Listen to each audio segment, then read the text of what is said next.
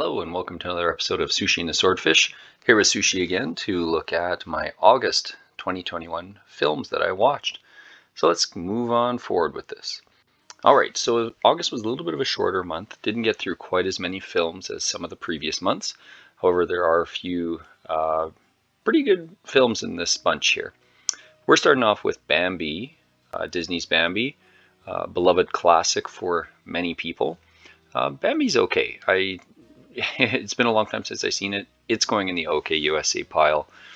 I don't know if I really loved it or hated it. The animation still looks really good for the most part, but I think Bambi does deserve to be a part of the kind of classic lineup of Disney films for a reason. I don't remember what Bambi's kind of order is. It is one of the first 10 Disney films, if I recall.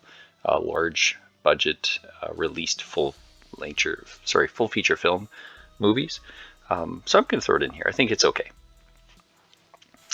Following that up with Big, Tom Hanks. This is one of his first really, no pun intended, very big movies. And I actually really enjoy this movie still. I was surprised. I was still quite entertained by this film. I think one of the most jarring parts of the movie is actually when he first becomes an adult and he ends up in that kind of slummy area in that disgusting hotel with that payphone that's out in the hallway and people screaming and you hear shouting and gunfire. It's a horrible place that he's in, but it's really fun to watch this kind of child live their life as an adult and go through their whole time trying to understand their situation and how to be an adult, moving from being a kid one day to an adult the next. We are following that up with Despicable Me. This is a franchise that's still going on, still seems to be going pretty strong. And the first one is fun. It's a good movie. I'm going to put in the big money, big prizes. I love it.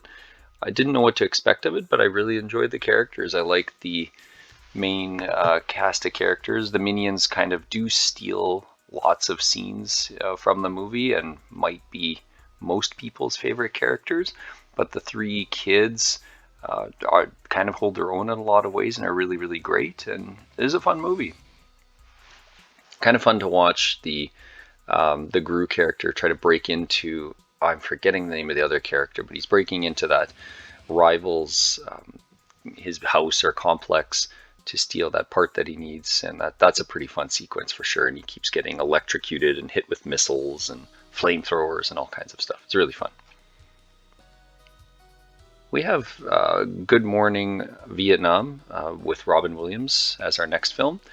I don't know where to place this movie. There's parts of it that were interesting and okay, but I don't know if I necessarily found it uncomfortable to watch necessarily, but it didn't do anything really for me. Some of the gags are really funny, particularly when Robin Williams is with his commanding officer and he's really trying to rile this guy up. Those scenes are really good, but some of the plot twists and stuff in this are a bit, I don't know if they're tacked on last minute or what. Forrest Whitaker's in this, and he's okay. He's decent enough in it. I'm kind of tempted to put an OK USA, but I think I have to put it in the...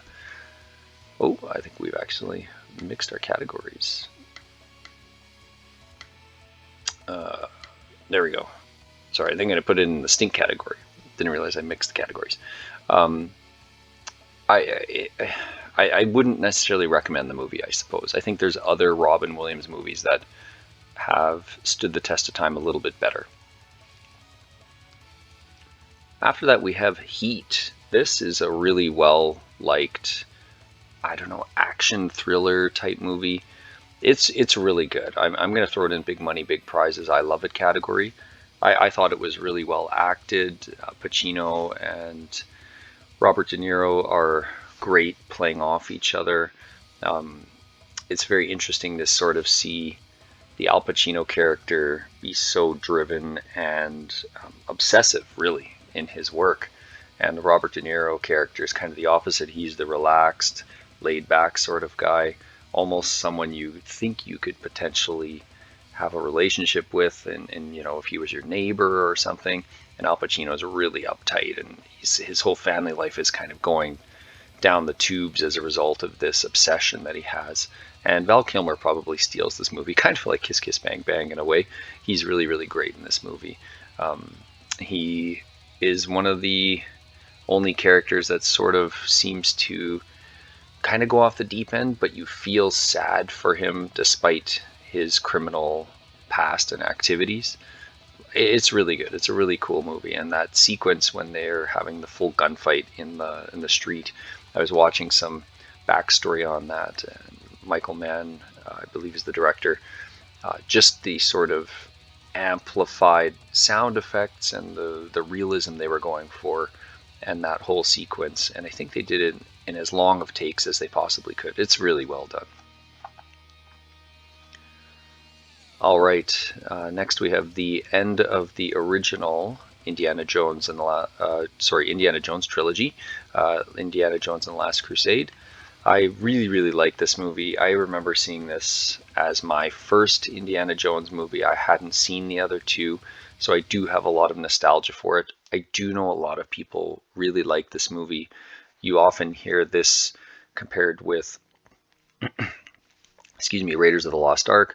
People kind of flip-flop which is their favorite. I think Raiders does tend to get a little bit more praise and is liked a little bit more, but a lot of people do enjoy this movie. It was a great wrap-up at the time for the trilogy, and it goes in the top dog category for me. The Sean Connery and Harrison Ford rivalry sort of / team-up family characters, even though I think it was less than 10 years of age gap between them. But Connery just happens to look a lot older with the beard and so forth. But it's just really well done. It's such a fun movie. That tank sequence is great. It's such a cool part of the whole franchise. And just to see some of the behind the scenes as well for this movie, the stunt work is just incredible. Just to think that there were guys jumping off of horses straight onto moving tanks and getting hit with all kinds of debris and things. It's just so cool. All right, we have Lady and the Tramp after that. I think I have to put Lady and the Tramp in the no category. I had a hard time getting through this movie. I seem to remember not minding it as a child, and now I couldn't barely get through it. I don't really care for the characters. The plot is not that exciting. It's very slow moving. It's going in the no category. I will apologize to anyone who likes this movie, but I do not think this is one of the stronger Disney films of their entire catalog. It's on the weaker end for sure. Has that iconic scene right there, as you can see, with the spaghetti, but I just don't think it's a good movie. The next movie is Charles Bronson in The Mechanic. I really like this movie. I was surprised by this. I know of Swordfish. He had definitely seen this and talked a bit about it. And sorry, it's going right in Big Money, Big Prizes, I Love It category. I didn't know too much about it. I've only seen Charles Bronson in a few movies or in a few clips and so forth. But the opening sequence of this movie, I think it's 17 minutes, 16 or 17 minutes or so, with no spoken dialogue, is really, really neat. And I thought his character in this was great. He doesn't kind of overplay the character. It's done really well. Basically, his character does take sort of a protege, if you will, throughout the movie. And it kind of goes from there and kind of get this interesting relationship between him and this protege character. Really fun movie. Not in the sense of being fun, I suppose, but more so just really interesting to watch. Well acted.